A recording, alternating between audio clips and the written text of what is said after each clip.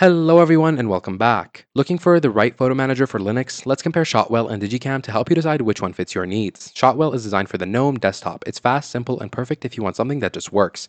You can import photos straight from your camera, organize them by data, add tags, and do basic editing like cropping, fixing red eyes, and adjusting colors. Everything happens in one clean window. Shotwell is known for being super quick to start up, even with thousands of photos. It uses very little memory and keeps things simple. Digicam is the powerhouse option. Built for KDE, it's packed with features for serious photographers. You get advanced editing tools, facial recognition, location tagging, and full support for RAW files with true 16-bit color processing. Digicam lets you work with photos wherever they are on your computer without needing to import them first. It also supports multiple libraries so you can keep some photos online and others on external drives. The interface has tons of options and tools, making it great for managing huge photo collections. Here's where they differ. Shotwell is all about simplicity and speed. It has a clean interface with just what you need and nothing extra.